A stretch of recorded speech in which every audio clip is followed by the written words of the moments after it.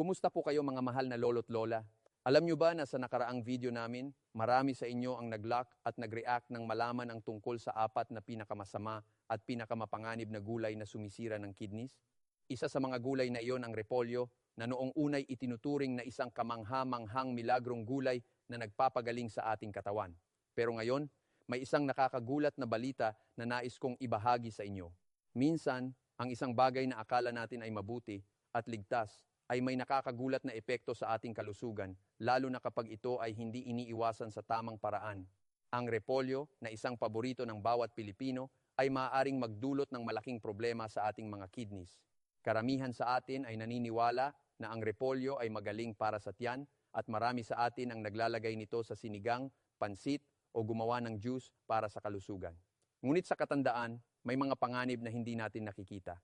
Pagkatapos ng 6 na taon, kapag nagsisimula ng humina ang kakayahan ng ating kidneys, ang repolyo na itinuturing na gamot noong bata tayo ay maaaring maging isang nakakamatay na lason. Kadalasan, hindi natin alam na ang paraan ng pagluluto at pagkain ng repolyo ay may malalim na epekto sa ating kidney function. Ang hindi tamang paraan ng pagkain ng repolyo ay maaaring magdulot ng pinsala sa ating kidneys na magpapabilis ng pagkasira ng kanilang filter at magpapalala ng kondisyon ng kidney failure. Kung ngayon ay nag-iisip kayo na ang repolyo ay palaging mabuti at araw-araw nyo itong kinokonsumo, mag-comment na po kayo ng numero 1 sa ibaba. Kailangan kong malaman kung gaano karami sa atin ang naka-expose sa mga ganitong gawi. Huwag kayong mag-alala. Dahil sa pagtatapos ng video na ito, matutunan ninyo ang 2 pinakamapanganib na paraan ng pagkain ng repolyo at ang 2 lihim na paraan ng paggamit nito na makapagbabalik buhay sa inyong mga kidney. Alam nyo ba na ang kidneys ay may 1,000,000 microscopic filters sa bawat organ? Sa bawat segundo, walang tigil ang kanilang trabaho sa paglilinis ng ating dugo. Ngunit pagdating ng 7 taon, nagsisimula ng humina ang kakayahan ng kidneys na nagiging sanhi ng pagbagsak ng kidney function. Kaya naman, minsan, hindi natin namamalayan na may mga signs na ng kidney disease at sa huli, madalas na napag-alaman na lang ito kapag huli na ang lahat. Kapag napansin nyo na ang bula ng inyong ihi ay matagal nang hindi nawawala o kung ito ay malabo kaysa sa dati, maaari itong senyales na nagsisimula ng magkaproblema ang inyong kidneys. At habang lumalaki ang ating edad, natural na bumababa ang kakayahan ng kidney na mag-filter ng mga lason at mga waste mula sa katawan. Kaya mahalaga na maging mapanuri tayo sa mga senyales ng katawan. Pero paano nga ba natin mapapangalagaan ang ating mga kidneys mula sa mga ganitong problema? Maraming tao ang hindi nakakaalam na ang isang simpleng pagkain tulad ng repolyo ay maaaring magdulot ng malubhang epekto sa kidney function. Kaya sa mga susunod na bahagi ng video na ito, malalaman ninyo ang 2 pinakamapanganib na paraan ng pagkain ng repolyo at kung paano ito maaaring maging isang epektibong lunas para sa mga namamatay na ki. Ngayon, habang tinitingnan natin ang repolyo at ang epekto nito sa ating kidneys, tatanungin ko kayo, paano ninyo tinitingnan ang inyong kalusugan? May mga senyales ba kayong nararamdaman na hindi ninyo pinapansin? Baka isa na nga sa mga senyales ng sakit sa kidneys ay hindi ninyo na napapansin. Isa sa mga senyales na maaaring magpahiwatig na may problema na sa inyong kidneys ay kapag tinitingnan ninyo ang inyong ihi at ang kulay nito ay mas malabo o may bula na hindi nawawala. Ngunit bago natin talakayin ang mga senyales na ito, balikan natin ang unang lihim na ipinapakita ng repolyo, ang mga concentrated repolyo juice na mabibili sa mga tindahan. Sariwa, mahal at madalas tinatangkilik ng maraming tao, ngunit ang repolyo juice ay isang malaking banta sa kalusugan ng ating kidneys.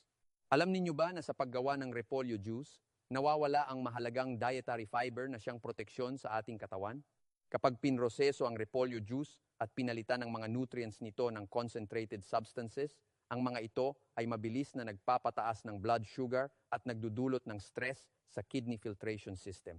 Kung tinitingnan ninyo ang label ng produkto, madalas may matutuklasan kayong fructose na nakatago sa likod ng ingredients. Ang fructose na ito, kapag nasobrahan, ay nagdudulot ng labis na trabaho sa atay at naglalabas ng uric acid. Ang uric acid na ito ay nakakasama sa kidneys at maaaring magdulot ng pamamaga sa mga filter ng kidneys tulad ng glomerulus, na siyang nagiging sanhi ng pinsala sa kidneys. Hindi lang iyon, ang potassium level sa repolyo juice ay mas mataas kaysa sa normal na halaga. Kapag pinilit ang maraming repolyo upang gawing juice, ang potassium na ito ay nagiging mas concentrated. At kapag may problema na ang inyong kidneys sa paglabas ng mga labis na potassium, maaari itong magdulot ng irregular heartbeat o sa pinakamasamang kaso, bigla ang pagkahinto ng puso. Ang mga kaso ng high potassium mula sa pag-inom ng labis na repolyo juice ay hindi bihira sa mga ospital sa Maynila, Cebu at Davao. Kaya kung sa inyong ref ay may nakaimbak na repolyo juice o ibang gulay na juice na binili sa tindahan, mag-comment na po kayo ng salitang juice sa ibaba.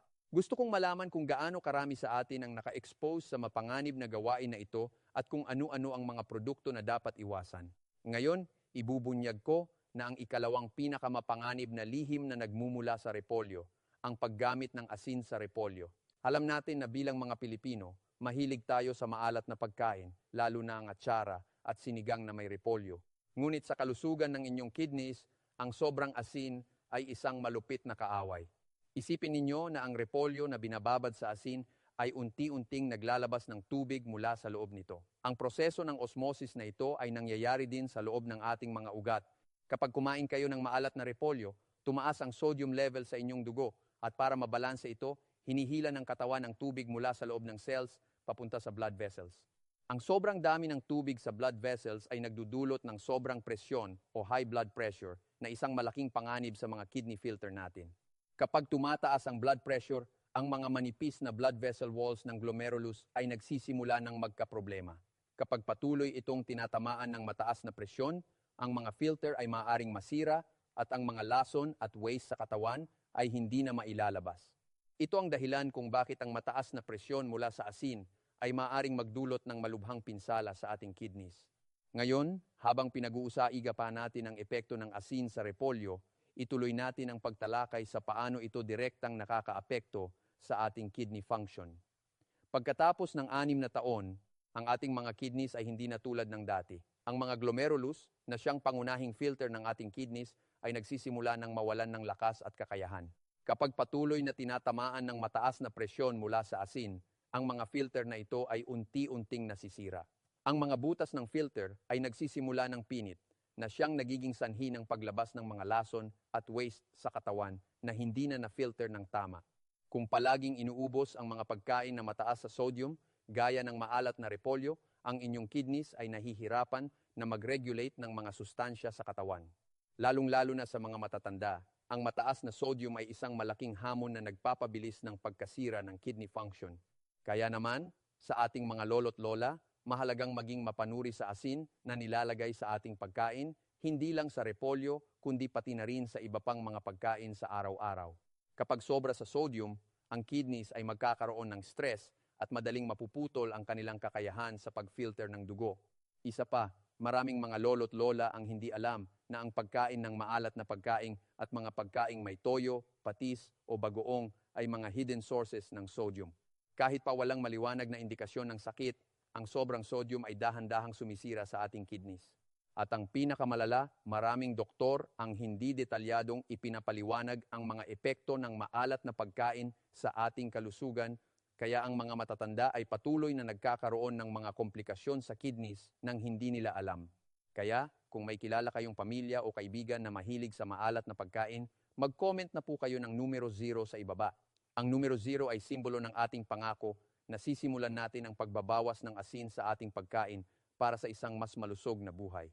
Huwag kalimutang i-share ang video na ito sa kanila upang hindi sila magdusa sa mga malubhang epekto ng mataas na sodium sa kidneys. Ngunit huwag kayong mag-alala. Dahil sa mga susunod na bahagi ng video, bibigyan ko kayo ng mga hakbang at mga paraan kung paano mapoprotektahan ang inyong mga kidneys mula sa mga panganib na ito. Pagkatapos ng lahat ng mga ito, magpapakita tayo ng mga nakakagulat na balita na makakatulong sa inyong kidney health. Kaya't patuloy lang kayong manood at matutunan ang mga tamang hakbang upang mapanatili ang kalusugan ng inyong kidneys. Ngayon, ibubunyag ko na ang mga susunod na hakbang na makakatulong hindi lamang sa pagpigil ng pinsala sa inyong kidneys, kundi pati na rin sa pagpapabuti ng kalusugan ng inyong mga glomerulus. Ang unang lihim na nais kong ibahagi sa inyo ay ang tamang paraan ng pagkain ng repolyo. Alam nyo ba na sa kabila ng lahat ng mga panganib na naidudulot ng maling paraan ng pagkain ng repolyo, maaari pa rin itong maging isang napakagandang gulay na makakatulong sa pagpapalakas ng inyong kidney health? Ang unang hakbang na dapat gawin ay ang pagluto ng repolyo sa tamang paraan. Kung hindi nyo pa alam, ang pinakamainam na paraan ng pagluto ng repolyo para sa mga matatanda ay ang pagluluto nito sa pamamagitan ng steaming. Hindi ito kailangang lutuin ng matagal. 3 hanggang 5 minuto lang ang kailangan upang mapanatili ang pinakamataas na benepisyo ng repolyo. Ang pangunahing dahilan kung bakit kailangan itong steamed at hindi hilaw ay dahil pagkatapos ng edad na 6 na taon, bumababa ang kakayahan ng ating katawan na mag-produce ng sapat na digestive enzymes. Ang hilaw na repolyo ay may magaspang na fiber na mahirap tunawin at maaaring magdulot ng gas o discomfort sa tiyan, pati na rin ang negatibong epekto sa blood flow papunta sa kidneys. Kapag in-steam ang repolyo ng 3 hanggang 5 minuto, ang soluble potassium at oxalic acid na maaaring magdulot ng strain sa kidneys ay nawawala, habang ang mga antioxidant compounds tulad ng sulfur ay nagiging mas active at mas epektibo. Ang sulfur compound sa repolyo ay may kakayahang magtanggal ng free radicals na umaatake sa microscopic blood vessels ng glomerulus. Sa pamamagitan nito, nakakatulong itong magpabalik sa mga sugat sa loob ng blood vessel walls at pinipigilan ang proteinuria na siyang sintomas ng pinsala sa kidneys. Ngayon, sa bawat serving ng steamed na repolyo, huwag nyo itong ibabad sa patis, toyo o bagoong. Bagkus, maglagay lamang ng isang patak ng olive oil o gata ng niyog. Ang vitamin K sa repolyo ay isang fat-soluble vitamin, ibig sabihin mas madali itong maabsorb ng katawan kapag kasama ang healthy fats tulad ng olive oil o gata ng niyog.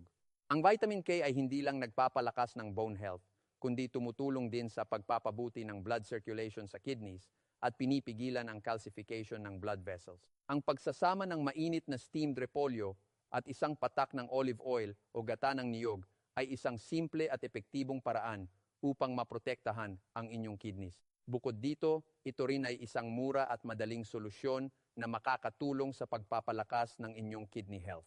Kaya't kung gusto nyong mapanatili ang malusog na kidneys, simulan na ninyo ang pagkain ng steamed na repolyo sa tamang paraan. At habang pinag-uusapan natin ang mga tamang pagkain para sa inyong kidney health, huwag kalimutan ang isang natural na remedy na matagal nang ginagamit, ang corn silk tea o buhok ng mais. Ang corn silk tea ay isang natural na gamot na tumutulong upang pababain ang pamamaga at mapabuti ang paghihi.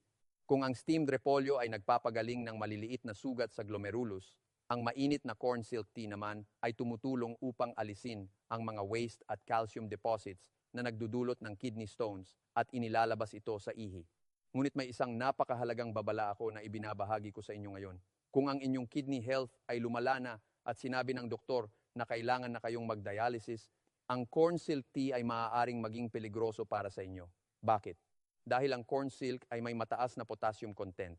Sa mga may healthy na kidneys, nakakatulong ang potassium na alisin ang sodium mula sa katawan. Pero kung mahina na ang kidneys, hindi na nito kayang ilabas ang labis na potassium at maaari itong magdulot ng irregular heartbeat at maging sanhi ng biglaang pagkahinto ng puso. Kaya't kung ikaw ay nasa early stage pa lamang ng kidney problems, mainam na uminom ng isang basong mainit na corn silk tea pagkatapos ng almusal at limitahan ang pag-inom nito sa isang baso lamang bawat araw. Huwag uminom ng malamig na tubig dahil ang malamig na tubig ay nagpapabigat sa blood vessels ng kidneys at nagpapabagal ng filtration process. Ang mainit na tea ay tumutulong upang mapabuti ang circulation at magpabilis ng detoxification sa kidneys. Ngayon, pagkatapos nating pag-usapan ang mga panganib ng repolyo at kung paano natin ito maaaring gawing isang malusog na bahagi ng ating pagkain, dumako tayo sa mga final steps na maaari ninyong sundan upang maprotektahan ang inyong mga kidneys at mapabuti ang inyong kalusugan. Ang mga hakbang na ito ay hindi nangangailangan ng malaking pagbabago sa inyong lifestyle, ngunit tiyak na makakatulong ito sa pagpapabuti ng inyong kidney health. Una, alisin ang lahat ng puwersang umaatake sa inyong kidneys. Ito ay nangangahulugang tanggalin ang mga concentrated na gulay juice at anumang pagkain na mataas sa sodium. Kung ang isang produkto ay naglalaman ng fructose, tulad ng mga juices na may apple concentrate o corn syrup, alisin ito sa inyong mesa. Kahit gaano pa ito ka-promising na makakatulong sa inyong kalusugan, kung patuloy na papasok ang fructose at sodium sa inyong katawan, ang inyong glomerulus filter ay hindi makabawi. Ang fructose, na karaniwang matatagpuan sa mga processed juices, ay nagdudulot ng labis na trabaho sa atay, at ang uric acid na inilalabas nito ay nagiging sanhi ng pamamaga at pagkasira ng kidneys.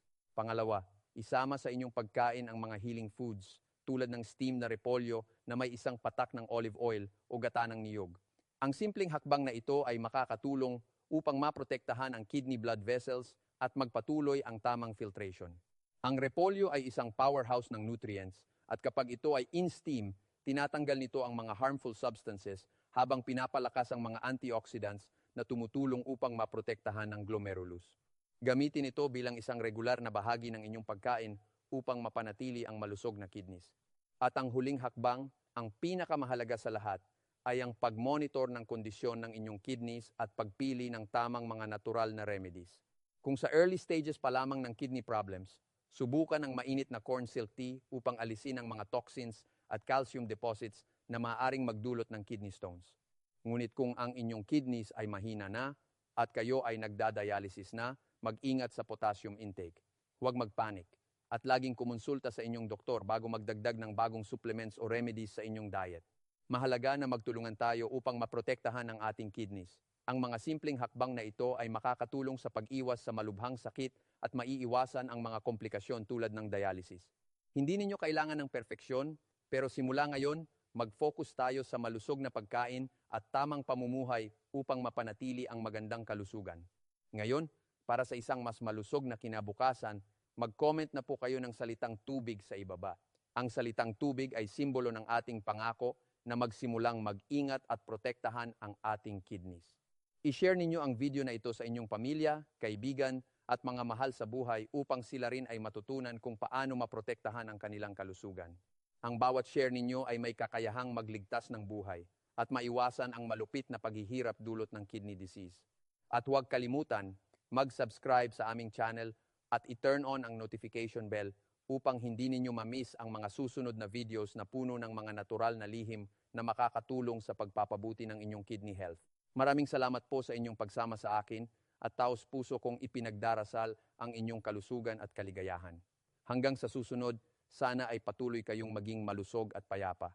At kung gusto ninyong malaman ang 3 emergency warning signs na ipinapadala ng inyong kidneys sa pamamagitan ng inyong ihi, i-click po ninyo ngayon ang susunod na video sa screen. Huwag po ninyo itong palampasin.